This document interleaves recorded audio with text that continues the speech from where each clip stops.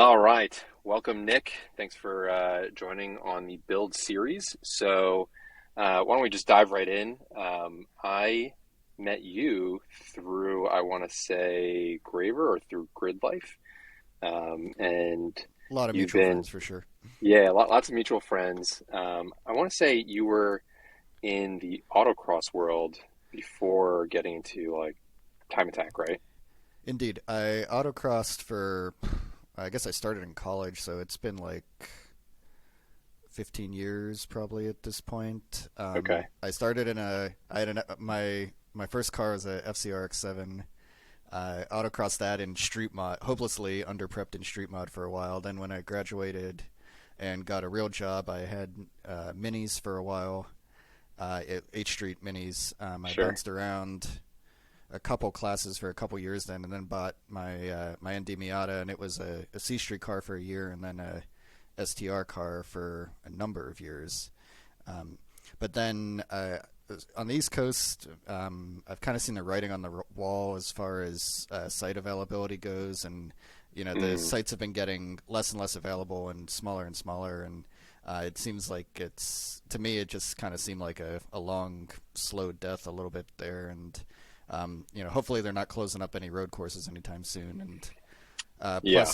got married. My wife definitely prefers, uh, being able to hang out, for a track weekend versus losing me all day every weekend for, for an autocross. So, My your wife and my wife are very different in that regard. Because I don't think she has much fun when she goes to the track weekends. It I probably mean, doesn't she help that mostly we've got the just, two kids that she has to oh watch yeah, over. But yeah, I think she finds it easier to hang out, and I'm around more at the track versus, right, at an autocross where you're working. And she normally wouldn't come, but like I'd be gone, the whole day. And yeah, it certainly there's a lot more autocrosses than track days. So yeah, for yeah. sure. I That's one of the. I mean, that was one of the big reasons I stopped doing autocross was you're like when you race, when you do a Mhm. track day, you get like your 20-minute, 30-minute session in, and then you can chill, Mhm. kind of, Yep. right? Whereas autocross, you're working the course and Mhm. you get maybe 6 minutes of driving in for the day and Mhm. hours maybe of Mhm. working and standing on asphalt like in the sun, and it just the Mhm. the payoff just didn't really seem to make sense for me. Yeah, I mean, I really did enjoy it for a long time. Like the social aspect, especially doing like Yeah, national tours and such, is huge. But yeah, the towing's just gotten more and more expensive, and the big events are further and further away for the most part now. And yeah, it's been I haven't minded the change. It's been nice being a little less competitive, I guess, like hyper competitive too. It's because I found myself a lot like leaving. You're towing 8 hours home, like frustrated with how you did and that you didn't win or didn't place or whatever. Whereas with the track, it's a little bit more of a like holistic, like it's still fun kind of thing. Like right. there's less pressure, I guess, would be the, or I can always get it next session. Whereas that on autocross, you don't get a lot of Yeah, chances to redo it. yeah, for sure. I I've never really until I got into the S2000 in, let's say, Club TR, Grid Life, Mhm. or the S2K Takeover series, which, up until I mean, this year they're doing uh, actual time attack, like legit competition. I mean, previous years we used Hot Lap app, so it was more or less Mhm. time attack, but like not, kind of like hush Right. hush time attack. But the car was competitive. When I did autocross, it was never competitive, and I just felt so depressed after every event. Um, Yeah, I mean, I consider myself a good but not great driver too. Like I'd be a bubble trophy guy at autocross most of the time, and um, whereas like actually, so I'm in kind of the opposite boat where the ND is in the ballpark in these series, but it's a little bit on the underpowered side depending on the track. So like, I feel like the pressure's off a little bit, and I can just yeah, drive my drive. I mean, obviously, I still want to do well and place well, but like I know realistically, I'm not going to catch the fast TR guys without a lot more talent and investment. So, sure, sure. So let's talk about these cars. all right. you know, I can guess why you chose the ND if you're doing autocross, Mhm. because I imagine still it's super competitive. Yes. Um, so I actually want to start first at the FC Okay. RX-7. What was I don't know the history of how competitive it was, but what was the reasoning behind that choice? Oh man, so I actually bought that car in like when I was 16 in high school, and this was round about 2001. Like Fast and Furious Oh had just man, come out, OG, and like yeah, I have a deep history as a racer.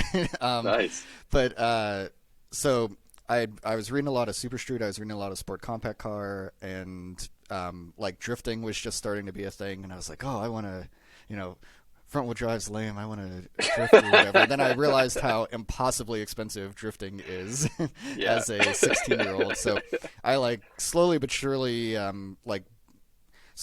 built the car up over like 5 years or so. And once I got to college, I actually just stumbled upon an autocross. I was like, oh, Mm, I have a sports car. I should actually do like sports car things with it. And it was kind of off to the races from there.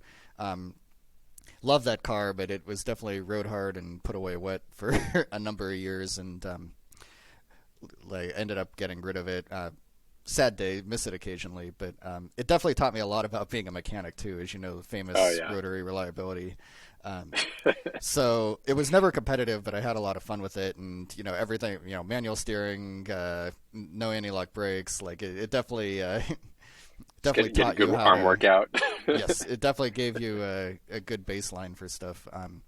But I knew when I graduated, like I was pretty into autocross at that point, and the minis seemed like the easiest point of entry, relatively cheapest point of entry, with something I could still like daily drive pretty comfortably and look like an adult in the process. So Yeah. um, that When was kind of so the mindset there. when you were modifying the FC and the Mini, I imagine because I feel like with most autocrossers, you're really building to the spec, right? Mhm. So whatever the top guys are running Yeah. on their car, you're probably just going to choose those things. But before you autocrossed, or when you were, maybe less competitive in the FC, how did you Mhm. think about what you wanted to put on the car? I was always, like I said, I was all over sport compact car and whatnot. I was really into like the like OG JDM stuff, like circa early 2000s. Like wanted just a nice clean, like Japanese style build on anything. Being in college and very budget constrained, it never quite got to where I wanted it to be. But Sure. that was kind of, I was like, oh, cool Japanese part, cool rare Japanese part. Like what would they do in what would they do with this in Japan? Like it had, I had Advan wheels, I had a TBO front bumper on it, a bunch of like OEM plus bits as well, and that was kind of the driver for that build. And then like as it became a little bit more of an autocross car, like it, I traded the Tanes for Conies and ground controls.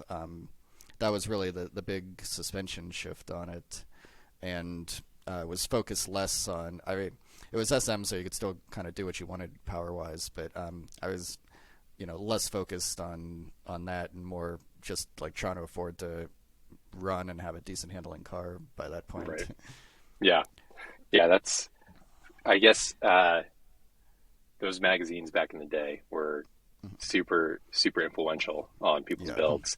And I guess outside of spec uh, motorsports these days, it's got to be Instagram, you know, Oh yeah, for sure. I mean, Instagram and my YouTube. feeds, yeah, my Yeah. feeds all It's all cars. all Japanese stuff. Yeah, like the Tokyo Auto Salon's like my Christmas every year. I'm like, oh, what Oh kind yeah. of wacky stuff have they come up with this time? Like, Yeah. I I'm just so I curious. I'm so curious if the the tuner scene is more active now or back in the day. Back in the day, you obviously had magazines. There was like videos being put out, but today it's a lot more kind of like grassroots, a lot more individuals on Instagram, on TikTok, on YouTube. Mhm. Um, and it'll be interesting to see what this new, the new crop of car enthusiasts starts building, what they do with it being influenced by the Instagrammers. Yeah, absolutely. I mean, I largely I've been meaning to try to do like more cars and coffee now, but I really haven't done a lot of the like street stuff whatsoever uh, recently, or I guess even in the last like 5 years. Like, Yeah, it's been. I see, you largely see what's at the track, and then you see what's on Instagram on the street, basically for me. yeah, Um, yeah. You don't see too many track cars at Cars and Coffee, which I guess is not super surprising, because those things, they mainly stay in the garage. But yeah. all right, so I've got your list of mods here that you shared with me earlier, and I'm Okay. going to go through. I'm going to read them all off, Okay. and I did some research on some prices, and I know Oh you boy. you didn't. Yeah, this is. I'm going to be talking with Brad a little bit later today, Brad of SUK Okay. Takeover, and he was like, "I don't think I want to know the number," and I think that's true of everybody. Like this is the unwritten rule: never add up the total. hmm But I'm breaking the unwritten rule. I don't have prices on everything, and I know you probably some of it you might have gotten used, you might have gotten on Yeah. sale, like, but this is going to be an overall price, just hmm roughly MSRP. Um, do you have an estimate of how much would you guess? MSRP, I'm guessing like probably 15 Okay, thereabouts. all right. Like you mentioned the used, and I'm all about getting stuff used, Oh yeah, especially fairly. I learned my lesson with used shocks, never doing that again, because it took me a while to track down or figure out how bad they were, and then you pay another grand to get them rebuilt or whatever. But um, like more durable stuff, like headers, exhausts, wheels, like all of that stuff. Used if I can at all manage it. yeah. I Yeah. I I 100% agree. So much of the stuff on my car I bought used, and I'm like testing the limits on what I should buy used, right? Like I think I've bought used pads before, used brake pads, and that's a little bit maybe not advisable. Well, I mean, with everything with the shortages right now, with all the Yeah. brake stuff, like I can't really blame you. Like, I have Oh, an order in for ST43s that's been sitting for like 9 months now. Like, I got so lucky with my ST40 kit, my Snaptech ST40 kit. I bought it used at a great price even before the prices went up. So I paid oh, twelve nice. hundred Oh, for wow, yeah. yeah for used ST40 kit, and they're like basically brand new. And now I think MSRP on them is probably like 3,400, 3,500. So I got Jeez. a Yeah. screaming deal on them, but I've just heard a lot of whispers that the consumable, the price of consumables has also skyrocketed. So hmm it's not quite as, I guess, economical as it might hmm have been for consumables. But why don't we let me. I'm going to start All right. reading off this list of Okay. parts, and if I mispronounce anything, well, hmm we'll just have to deal. Okay, so we've got the JDL four to one header, got a JDL hmm mid pipe, Apex Yep. C, and an N1X exhaust, hmm Carceps tune. I didn't get a price on that. I don't think he sells those anymore. Not formally anymore. Back in the early STR days, he did a bunch of cars. But yeah, I don't think it's through Moz Edit, I think. So it's not. Mm, gotcha. Yeah, Okay. Well, basically it's a email him, kind of like how JDL does, yeah. honestly, where like if you want something, email him. I could guess how much that is like in the ballpark, but we'll give you a pass on that one. Uh, the OS Geiken, I don't know if I say that correctly. OS Geiken, OS Geiken I diff, think it should be Geekin, OS but Geiken diff, yeah. custom valve standard racing suspension coilovers. Also couldn't find a price on that one. Oh, so that's so Redshift is rebranding to Standard. So Ah, they're okay, Redshift. Mine actually still say Redshift on them because they're a couple years old now, but okay, they're doing like okay, a. I think they're changing. They're not using BC bodies anymore. They have like their own supplier for that stuff. So okay. um, I did find those. I didn't record the price, so you'll also get a okay. pass on that one. You have Swift Springs, 12K, 6K. Yep. Carceps front upper control arm bushings, Ray Bestos SD43 pads, hmm centric rotors, which Good Those old are like, blanks. Yeah. yeah, blanks. I just gave you a pass on that one. Yeah. Um, Project Mu G4 3. You got 355 brake fluid here. I think those are the three. It's a 335 brake fluid, and that shit Yes. is pricey. I was surprised. So the big sell on that though is it's like green, so it's functionally the same as the Ah, like remember the okay. old AT Super Blue, so you Yeah, could tell that you flushed it. Project Mu, I uh, would pay extra take money for that. mhm. I would pay Yeah, extra for and green. it like I said, it really appeals to my like JDM sensibilities too. Yeah. I'd love to do Uh, a full kit of theirs one day. the But the car does okay on brakes, so like I haven't really been right. uh, haven't really had the need for it. I know S2000s are always, you know, always hard on brakes Yeah. without an upgrade. The can itself was very JDM. Um, all right, you've got TR Motorsport 17 by 9 plus 45 wheels. I couldn't find TR Motorsport wheels anywhere. I don't Man, know if they're being sold yeah, anymore. they were discontinued a couple years ago, but it was just Mm. the Tire Rack brand, and they were like $120 a pop or whatever. Is And that what they're is not, that what TR Motorsport yeah, is? yeah, but I did not they know were that. they're I mean they're not super light or anything, but like for Right. for $120 for 17 by 9s, like you can't beat that. I got two sets of them. Unbelievable. Like, I guess that makes a lot of sense why yeah, TR would be tire rack. Okay. yes, You've got 245 Falcon RT 660s or Michelin PS4S. I just went with the 660s on price. yeah. PE Motorsports 15. Well, I didn't price Oh that yeah, in. yeah. So We're going to 15s this year, yeah, hopefully. go That's gonna be smaller. like my lone mod, I think. With we're buying a condo, so So okay, so why budget's real smaller? tight. So I'm really ND1, so I'm a little down on power to begin with, and the gearing, at least at NJMP and Lime Rock, like you shift to fifth and the car just basically stops. Mm, My V Maxes are embarrassing. But I also think like particularly at NJMP, downshifting into you go down to third in turn one, but you're at the very tippy top of third, so it's easy to flub the downshift, and you're like kind of bumping the limiter going into two. sure. You'll like bump the limiter, lift for two, and then basically shift as soon as you're out of the as soon as you're off the curbing. So you're Um, going to go smaller tire diameter as yeah, well. yes. So Okay. I think that'll it should move the gearing into hopefully a little bit better range, and it also other side effect is reducing stress on the notoriously fragile ND transmissions.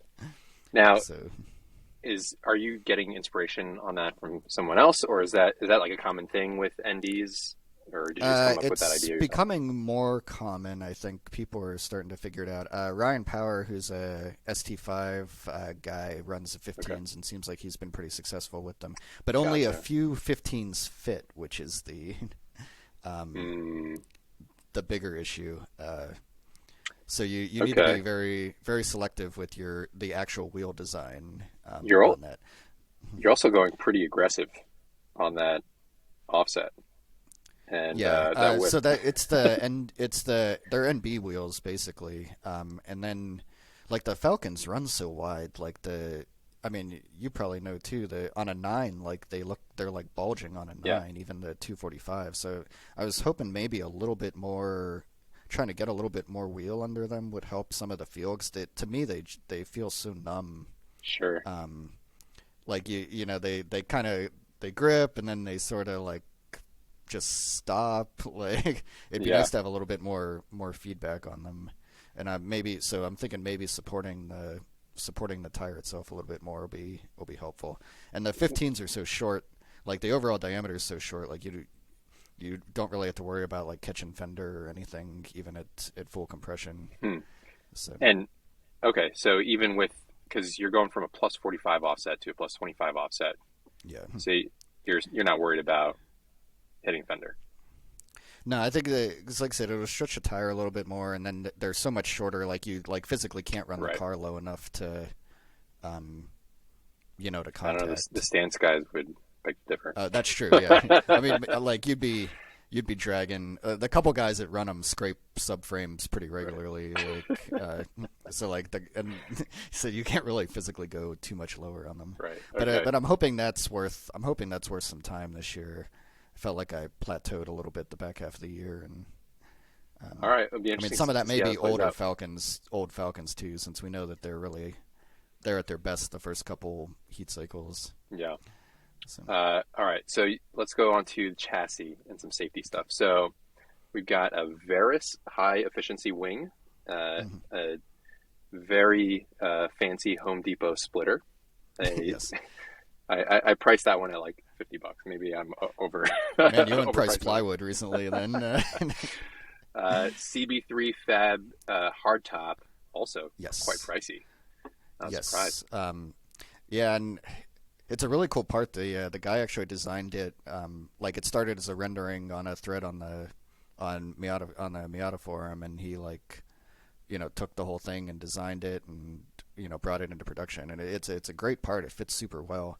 It looks great too, Yeah, it looks personally. amazing. Um, but yeah, the Miata guys used to like $1,500 hard tops who Yeah. definitely have a little bit of sticker shock. Whereas I'm like, well, I know what S2000 tops cost, Yep. especially like a real Mugen or like Oh real man, spoon ones. So the prices I'm like, on yeah, even the OEM ones, the prices have been skyrocketing. yeah, Like they're getting listed for mhm. like 6,500 now. When Yeah, just that's a few years ago it was like 3 or 4 thousand. mhm. Yeah, and I had a MRS for a while too, and those well for like a year till it got hit. But the hardtops for those were like 30, generally like at least 3,000 too. Yeah. The OEM ones. So I'm like, yeah, this doesn't. I like the design. There's not a lot of good options out there for the ND, so at least take the best looking one, even if it costs a little extra. My NA was the first convertible I had, and so all I Mhm. knew was like NA hardtop prices, Mhm. and Yeah, I would just see people shitting their pants over how expensive a $1,000 hardtop was, yeah, and so I just assumed like I was like, okay, well, regular hardtops, must be like $500, whatever it might be, yeah, right? And then I go to the S2000, I'm like, whoa, wait a minute, yeah. those NA guys were spoiled. Like Hmm. S2000 hardtop prices are way expensive, and then same thing for I got an E46 M3. Now I have a coupe, but I've seen the prices Hmm. on the convertible hardtops for the Yeah, E46 M3 also thousands of dollars. So yeah. yeah, I got Yeah, very I think spoiled. like NA and B people were just really spoiled, I think, Yeah. and it kind of filters through the rest of the community a bit. Okay. But even those are starting to go up. Like even a beat top is in like the $1,500 range now. Yeah, I mean the NAs themselves have gone up crazy in Yeah, price. that too. I I bought my NA with 40,000 miles on it for $3,500, and it was like Yeah, stock, and all it had was a right. shitty hard top or soft top. Replaced the soft top. Mhm. I was able to sell it, a couple years later for double the price, but I listed it Mhm. at 6,600 or $6,500, and people, including Graver, was like, "There's no chance you're getting that. Like Yeah. you're absolutely out of your mind if you think you're going to sell your Mhm. 50,000 mile NA for Mhm. $6,000." And I was like, "Well, let's just see it. It's sold." And just last night, I saw an NA with 77,000 miles listed for 10,000. I was like, "Oh Yeah, my I've seen god." some wild prices for those.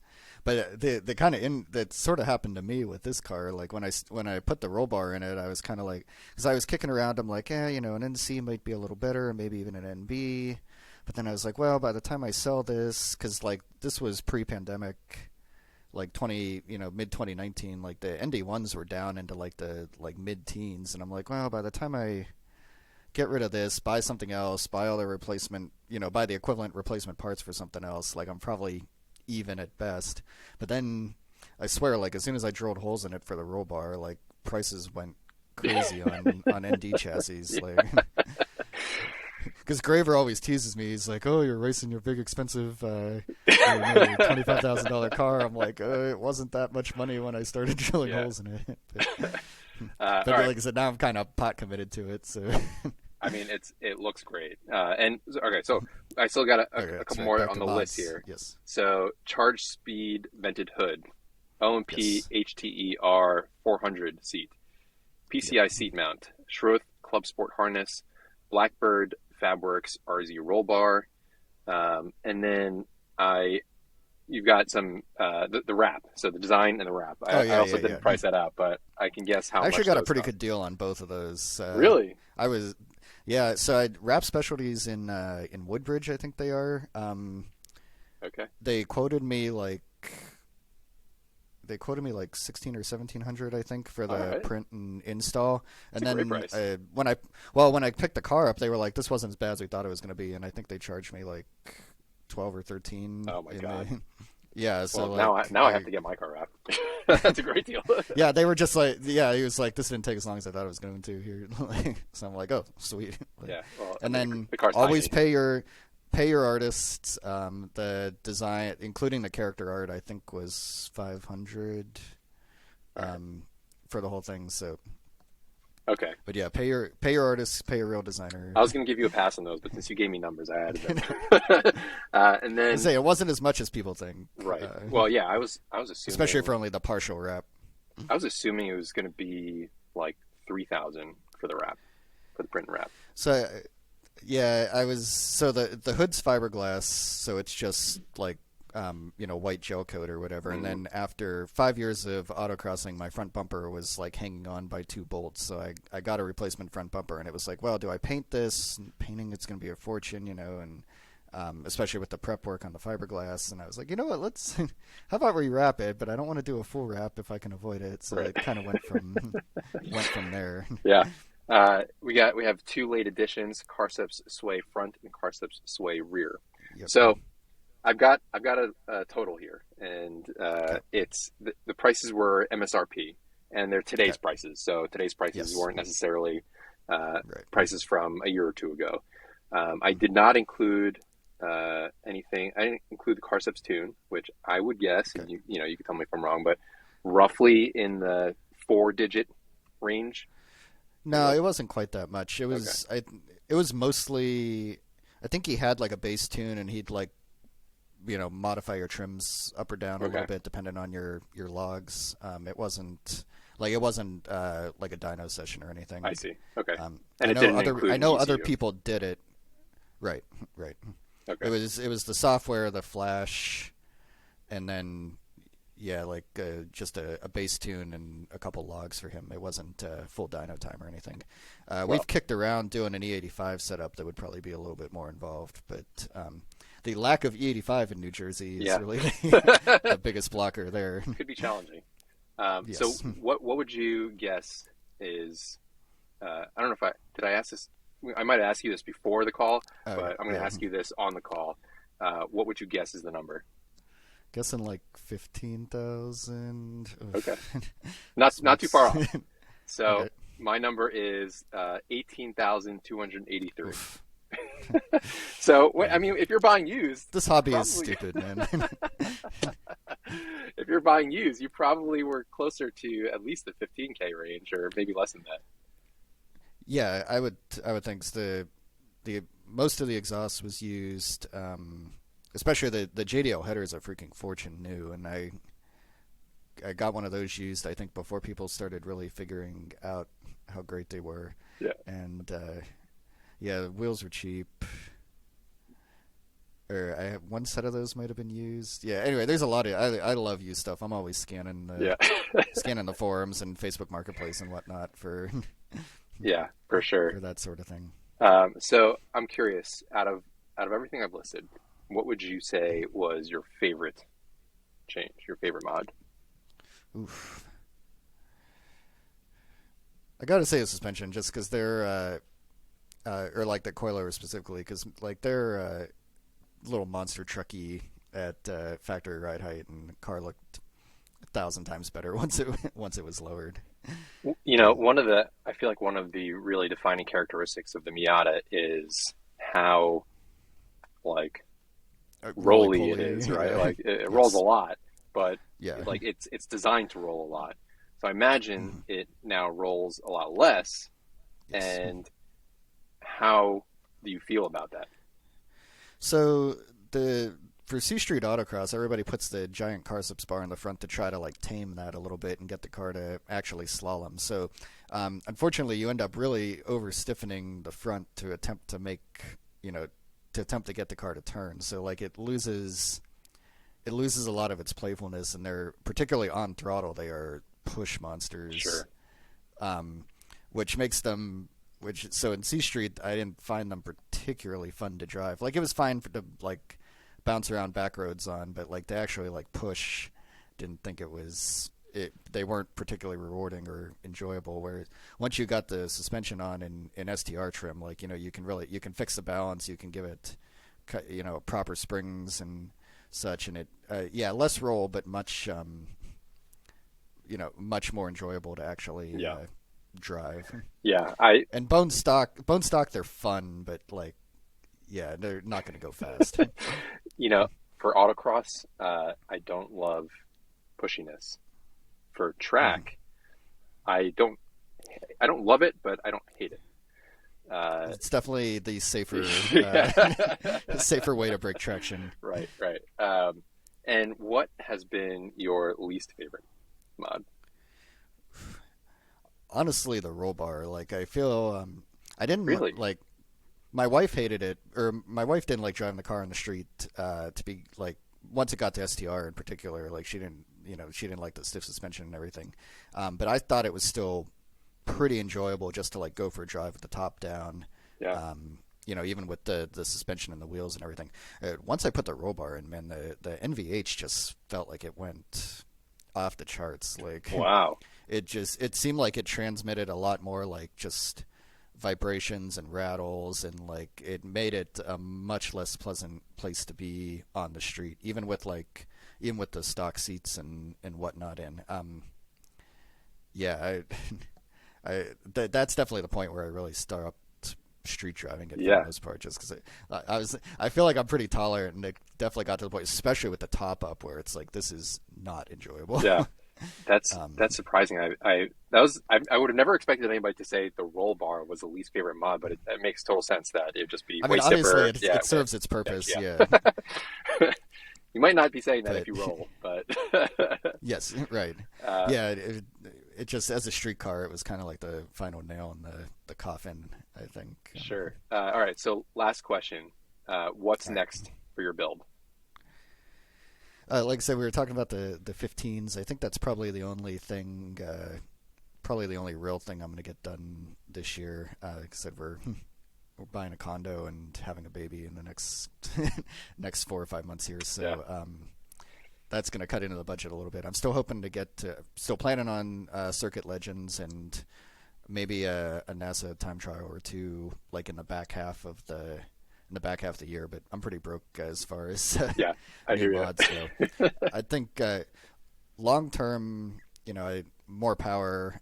Whether that's like if an ND2 motor fell into my lap, I would definitely take the time to swap that in. But I keep hoping K Miata comes up with a more of a bolt-in or a simplified, less custom, I guess would be the word, K swap setup for the super long future. Just like I think it seems like getting the motor in there is the easy part. Getting it to actually like getting your dash to work and whatnot's the part that's Mm, unless you just go full race car at that point.